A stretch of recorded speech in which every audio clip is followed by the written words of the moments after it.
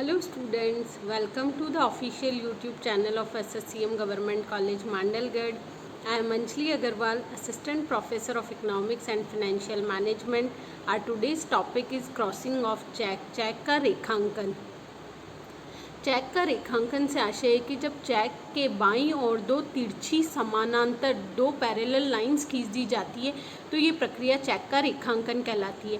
आपने अपने व्यवहारिक जीवन में भी बहुत बार चेकों का लेन देन किया होगा, तो देखा होगा कि चेक के ऊपर बाईं ओर दो तिरछी रेखाएं खींची हुई होती है, जिसके अंदर अकाउंट पेई या केवल दो तिरछी रेखाएं खींची हुई होती है। इसका मीनिंग होता है चेक का रेखांकन। अब चेक का रेखांकन क्यों किया जाता है? चेक के रेखांकन करने से चेक सुरक्षित हो जाता है। चेक का भुगतान बैंक की नकद खिड़की पर न होकर खाते के माध्यम से होता है। तो क्या होता है, चेक हम किसी विशिष्ट बैंक पर लिखा गया एक आदेश होता है जो सदैव मांग पर देय होता है। यद्यपि चेक का लेखक चेक में कोई शर्त नहीं लिख सकता, परंतु वह भुगतानकर्ता बैंकर को चेक के भुगतान के संबंध में निर्देश दे सकता है। तो रेखांकन भी क्या है? बैंक को एक निर्देश है कि इस चेक का भुगतान चेक बैंक की नकद खिड़की पर न किया जाकर खाते के माध्यम से किया जाए। अब रेखांकन का अर्थ एवं परिभाषा।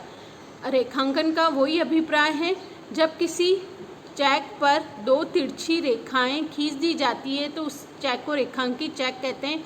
रेखांकित चेक की ये विशेषता होती है कि इसका भुगतान नकद में नहीं दिया जाता है, बल्कि चेक में लिखी हुई रकम आदाता या आदेश प्राप्त व्यक्ति के खाते में जमा कर दी जाती है। हम कोई भी रेखांकित चेक जब बैंक में भुगतान के लिए प्रस्तुत करते हैं तो उसका भुगतान खाते के माध्यम से ही होता है, यानी उसका पैसा हमारे अकाउंट में आ जाएगा। हम उसका भुगतान नकद प्राप्त नहीं कर सकते हैं। आदाता बाद में अपने खाते से रकम निकाल सकता है, अतः रेखांकित कर देने से चेक सुरक्षित हो जाता है। कोई भी व्यक्ति धोखे से उस चेक का रुपया प्राप्त नहीं कर सकता है। अब भारतीय विनिमय साध्य विलेख अधिनियम, जो हमारा नेगोशिएबल इंस्ट्रूमेंट एक्ट है 1881, उसकी धारा 123 के अनुसार जब किसी चेक के मुख पृष्ठ पर, यानी जो फ्रंट चेक का फ्रंट पेज होता है, उस पर अपराक्रम्य या negotiable word account payable only और नेम ऑफ द बैंक या किसी बैंक का नाम लिख दिया जाता है और दो तिरछी रेखाएं खींच दी जाती है, तो यह क्रिया क्या कहलाती है? रेखांकन कहलाती है। तो रेखांकन का सामान्य शब्दों में अर्थ है जब किसी चेक के मुख पृष्ठ पर बाईं ओर दो तिरछी समानांतर रेखाएं खींच दी जाती है तो ये प्रक्रिया क्या कहलाती है? रेखांकन। रेखांकन करने से चेक सुरक्षित हो जाता है। अब है विशेषताएं। तो हमने जो रेखांकन का अर्थ पढ़ा वही इसकी विशेषताएं, जैसे रेखांकन के लिए दो तिरछी समानांतर रेखाएं खींचना आवश्यक है। दो समानांतर तिरछी रेखाएं चेक के मुख पृष्ठ पर और बाईं ओर, जो चेक का फ्रंट पेज है उस पर बाईं ओर खींची जाती है। रेखांकित चेकों का भुगतान केवल बैंकों के माध्यम से ही हो सकता है। दो तिरछी रेखाओं में हम कुछ शब्द लिख सकते हैं, और यदि हम शब्द नहीं लिखते हैं, केवल दो प्लेन रेखाएं खींच दी जाती है, तो यह भी रेखांकन ही कहलाता है। नेक्स्ट है रेखांकन का उद्देश्य। रेखांकन का क्या उद्देश्य होता है? रेखांकन का प्रमुख उद्देश्य चेक को सुरक्षित बनाना है। या जैसे चेक आपका चोरी हो जाए, धोखे से कोई उस चेक को प्राप्त कर ले, तो उस चेक का भुगतान उस संबंध व्यक्ति को नकद प्राप्त नहीं होगा। आपने जिस व्यक्ति का नाम चेक में लिखा है, भुगतान उस व्यक्ति के खाते में ही जाएगा। तो रेखांकन का जो मुख्य उद्देश्य यही होता है कि गलत या अधिकृत भुगतान को रोकना। चेक के भुगतान के संबंध में जानकारी प्राप्त करने में सुविधा हो जाती है कि संबंधित व्यक्ति के खाते में जमा हुई है या नहीं हुई राशि। चेकों के चलन में सुरक्षा होती है। तो ये था रेखांकन का उद्देश्य। आगे है रेखांकन के प्रकार। ये इम्पॉर्टेंट है आपके टाइप्स ऑफ क्रॉसिंग, इस पे से आपके एग्जाम्स में क्वेश्चंस आते हैं। Types of crossing. रेखांकन मुख्यतः दो प्रकार का होता है। फर्स्ट है आपका जनरल क्रॉसिंग और सेकंड आएगा आपका स्पेशल क्रॉसिंग या विशेष रेखांकन। जनरल क्रॉसिंग, जब किसी चेक के, अब रेखांकन की प्रक्रिया तो वही है कि हमें चेक के मुख पृष्ठ पर बाईं और दो तिरछी रेखाएं खींचनी है। जब किसी चेक के मुख पृष्ठ पर बाईं और दो तिरछी समांतर रेखाएं खींची जाए और उन रेखाओं के बीच में कोई शब्द लिखा जाए अथवा न लिखा जाए, हम चाहे तो and company, account payable only, not negotiable आदि वर्ड का उपयोग कर भी सकते हैं। और यदि नहीं करते हैं, केवल दो समानांतर तिरछी रेखाएं खींची जाती है तो वह भी रेखांकन ही कहलाता है। तो जनरल क्रॉसिंग का मीनिंग यही होता है कि चेक के मुख पृष्ठ पर दो तिरछी समानांतर रेखाएं खींचना, और शब्दों का प्रयोग अकाउंट पेबल, नॉट नेगोशिएबल आदि शब्दों का प्रयोग कर भी सकते हैं, और नहीं करते हैं तो भी इनका कोई विशेष प्रभाव नहीं होता है। लिखा हुआ है, दो तिरछी समानांतर रेखाओं का होना अनिवार्य और रेखाओं के बीच में किसी शब्द का लिखना या न लिखना महत्वहीन होता है। आपने सिंपल दो तिरछी रेखाएं खींच दी, उसका भी यही मतलब होगा कि चेक रेखांकित चेक है और उसका भुगतान संबंधित व्यक्ति के खाते में ही होगा। अब आपको जनरल क्रॉसिंग किस तरह से की जाती है। फर्स्ट है, आपको दो सीधी रेखाएं खींच दी आपने, आप चाहें तो उस रेखाओं के बीच में अकाउंट पे ही वर्ड यूज़ कर सकते हैं। नॉट नेगोशिएबल की ये हस्तांतरण नहीं है, इसका आप आगे हस्तांतरण नहीं कर सकते हो। एंड कंपनी हम आदि शब्द का उपयोग कर सकते हैं, नहीं तो हम केवल दो समानांतर रेखाएं खींच देते हैं, तो वह प्रक्रिया क्या कहलाती है, साधारण रेखांकन। नेक्स्ट है आपका विशेष रेखांकन। भारतीय विनिमय साध्य विलेख अधिनियम की धारा 124 में विशेष रेखांकन को इस प्रकार परिभाषित किया गया है, जब किसी चेक के मुख पृष्ठ पर किसी बैंक का नाम लिख दिया जाता है। विशेष रेखांकन में हम क्या करते हैं, जो हम दो तिरछी समानांतर रेखाएं खींचते हैं उसके अंदर किसी बैंक विशेष का नाम लिखा जाता है, मतलब कि इस चेक का भुगतान इस बैंक विशेष के माध्यम से ही होगा। हम उस संग्रहणकर्ता बैंक का नाम उसमें लिख देते हैं कि संबंधित बैंक ही इस चेक का भुगतान करेगा, लिख दिया जाता है। चाहे उसके साथ हम नॉट नेगोशिएबल अथवा ऐसा नाम जोड़ें या ना जोड़ें, वो चेक क्या कहलाएगा, स्पेशली क्रॉस्ड चेक कहलाएगा। केवल किसी बैंक विशेष का नाम लिखने से ही वो रेखांकन क्या कहलाता है, विशेष रेखांकन कहलाता है। विशेष रेखांकन भी चेक के मुख पृष्ठ पर होना अनिवार्य है, समांतर तिरछी रेखाएं खींची जानी चाहिए, इसका भुगतान उल्लेखित बैंक के अथवा इस संग्रहणकर्ता बैंक के माध्यम से ही किया जा सकेगा।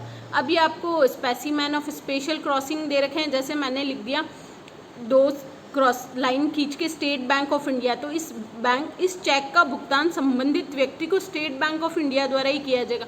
State Bank of India, account pay, State Bank of India, not negotiable.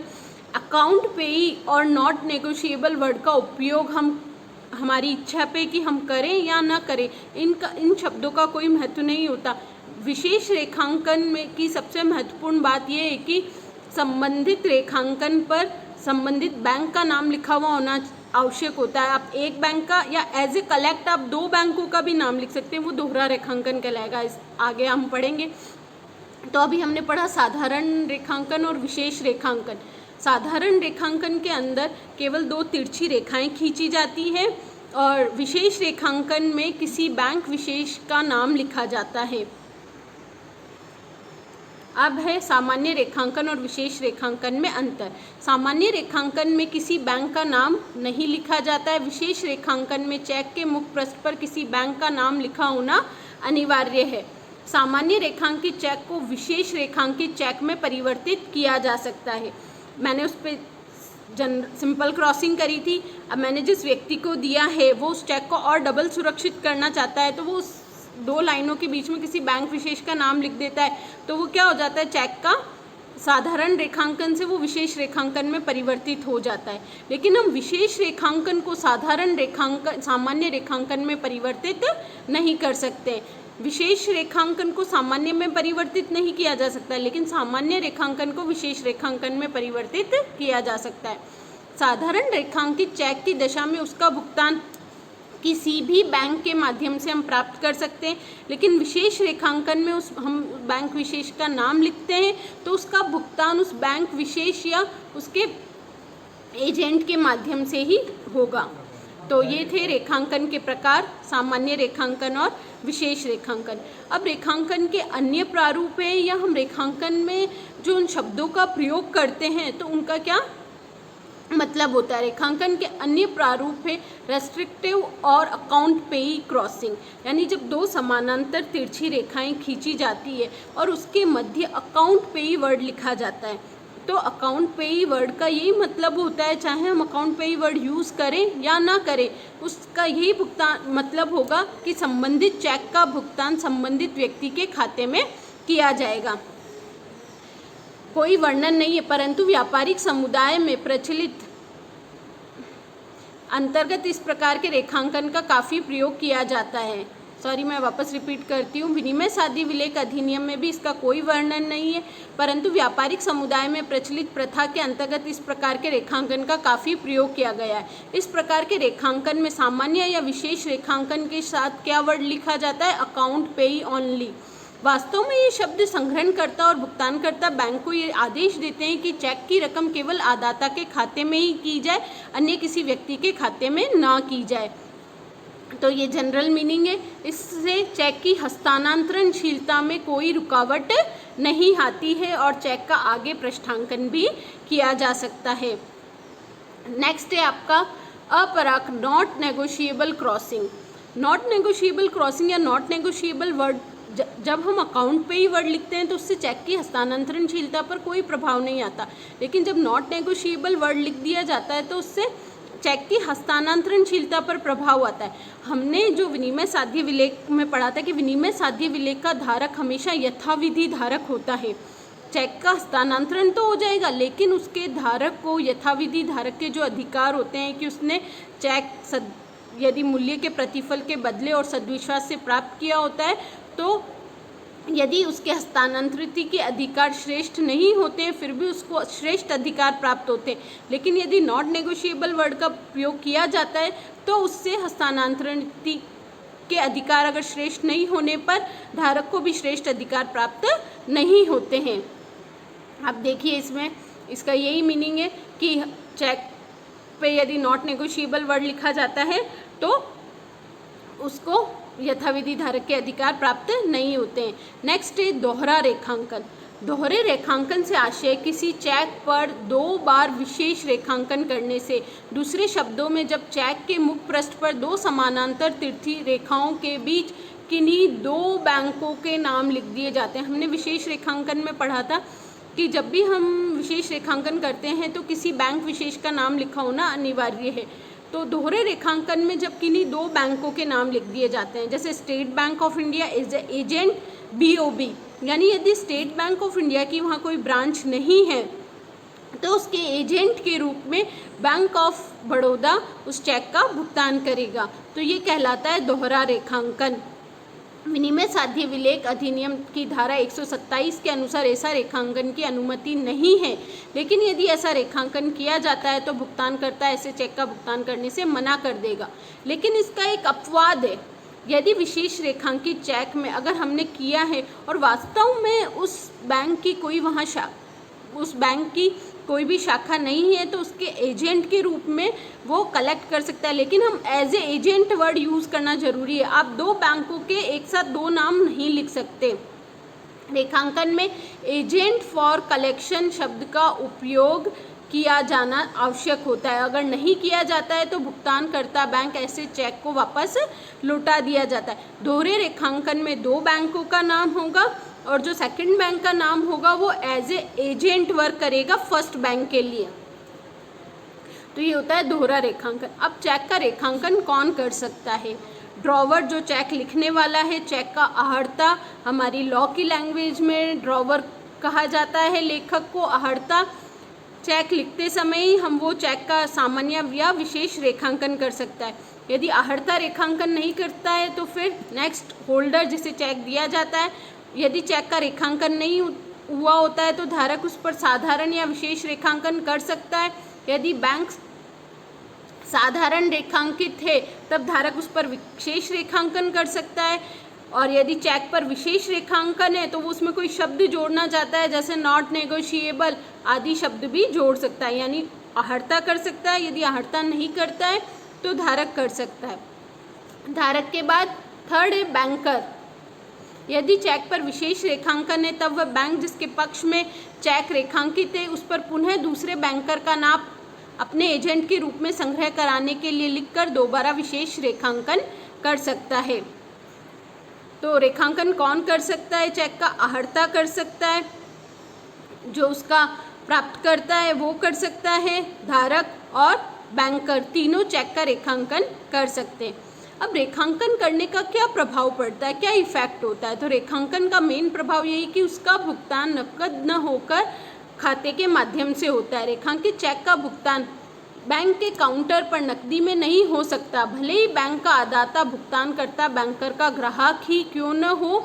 रेखांकित चेक का भुगतान हमेशा आदाता के खाते में किसी क्रेडिट करके ही दिया जा सकता है, नकदी में भुगतान नहीं होता है। नेक्स्ट है साधारण रेखांकित चेक की दशा में उसका भुगतान किसी बैंकर के माध्यम से प्राप्त किया जा सकता है, अर्थात भुगतानकर्ता बैंकर उस चेक को प्रस्तुत करने वाले किसी भी बैंक को भुगतान देता है। विशेष रेखांकित चेक की दशा में भुगतान उस विशेष बैंक के माध्यम से ही किया जाएगा जिसका नाम लिखा हुआ है। सीमित सामान्य रेखांकन की दशा में या जो दोहरा रेखांकन होता है, संग्रहणकर्ता बैंक चेक में आदाता के रूप में अंकित व्यक्ति के लिए ही भुगतान प्राप्त कर सकता है। अपराक्रम्य रेखांकन का भुगतानकर्ता बैंकर के लिए कोई महत्व नहीं होता। नॉट नेगोशिएबल वर्ड का बैंकर के लिए कोई मीनिंग नहीं होता। दोहरे रेखांकन की दशा में भुगतानकर्ता बैंकर के दूसरे रेखांकित बैंक को तभी भुगतान करना चाहिए जबकि रेखांकन में दूसरे बैंक के साथ एज एजेंट फॉर कलेक्शन शब्द लिखा हुआ है। मैंने आपको पहले भी बताया कि दोहरे रेखांकन में जब हम दो बैंकों का नाम लिखेंगे, जैसे मैंने लिखा State Bank of India as agent for collection Bank of Baroda, as agent for collection word का उपयोग करना आवश्यक होता है। हम केवल दो बैंकों का नाम लिख देते हैं तो यह रेखांकन गलत होता है। रेखांकित चेक के प्रति बैंकर के क्या दायित्व होते हैं कि रेखांकित चेक को सदैव भुगतान नकद न होकर खाते के माध्यम से होना चाहिए। यदि भुगतानकर्ता बैंकर रेखांकन में निर्दिष्ट निर्देशों के अनुसार भुगतान नहीं करता है तो वह चेक के वास्तविक स्वामी और चेक के लेखक के प्रति उत्तरदायी होता है। अगर उसमें लिखा हुआ है कि विशेष रेखांकन है तो विशेष बैंक के माध्यम से किया जाना चाहिए। अगर वह इन बातों का बैंकर या भुगतानकर्ता बैंक इन बातों को ध्यान में नहीं रखता तो वह चेक के लेखक और उसके वास्तविक स्वामी के प्रति उत्तरदायी होगा और उसे गलत भुगतान की राशि के कारण उठानी पड़ेगी। ऐसी दशा में बैंकर गलत भुगतान की गई रकम को अपने ग्राहक अथवा चेक के लेखक के खाते में डेबिट नहीं लिख सकता। और जहाँ तक संग्रहकर्ता बैंकर का प्रश्न है, यदि संग्रहकर्ता बैंकर अपने ग्राहक के किसी रेखांकित चेक का भुगतान सद्विश्वास अथवा सावधानीपूर्वक प्राप्त कर सकता है तो वह चेक के वास्तविक स्वामी के प्रति उत्तरदायी नहीं माना जाता है। अब रेखांकन को मिटाना कि रेखांकन को नष्ट कौन कर सकता है? रेखांकन को नष्ट सदैव केवल चेक का लेखक, आहर्ता या ड्रॉवर ही कर सकता है। वह चेक में रेखांकन को काट कर वहाँ पर अपने हस्ताक्षर करेगा। तो रेखांकन कर तो बैंक भी सकता है, भुगतान प्राप्तकर्ता या उसका धारक, लेखक। रेखांकन कर तो कोई भी सकता है। अगर हमने किसी के पक्ष में पृष्ठांकन किया है तो पृष्ठांकन करने के बाद जिसको चेक प्राप्त हुआ है वो भी कर सकता है, लेकिन रेखांकन को मिटाने का अधिकार या नष्ट करना, रद्द करने का अधिकार केवल लेखक के पास ही होता है। वह उसको काट कर वहाँ पर अपने साइन करता है। तो ये हमारा क्रॉसिंग ऑफ चेक का वीडियो था। तो चेक की क्रॉसिंग से सामान्य बहुत इजी शब्दों में कि चेक के मुख पृष्ठ पर दो तिरछी समानांतर रेखाएं खींचने की प्रक्रिया चेक का रेखांकन कहलाती है। दो इसके महत्वपूर्ण प्रकार हैं, सामान्य रेखांकन और विशेष रेखांकन। सामान्य रेखांकन में हम केवल दो तिरछी रेखाएं खींचते हैं और विशेष रेखांकन में उन रेखाओं के मध्य किसी बैंक विशेष का नाम लिखा जाता है। फिर आता है आपका दोहरा रेखांकन। दोहरा रेखांकन में हम दो बैंकों के नाम लिखते हैं, लेकिन जो सेकंड बैंक का नाम लिखते हैं वो एज अ कलेक्टिंग एजेंट, वो सिर्फ एज ए कलेक्टिंग एजेंट का काम करता है। धन्यवाद। इस वीडियो से रिलेटेड आपकी कोई भी क्वेरी है तो आप मुझे कमेंट बॉक्स में लिखकर पूछ सकते हैं या व्हाट्सएप ग्रुप पर पूछ सकते हैं। धन्यवाद। Stay home, stay safe.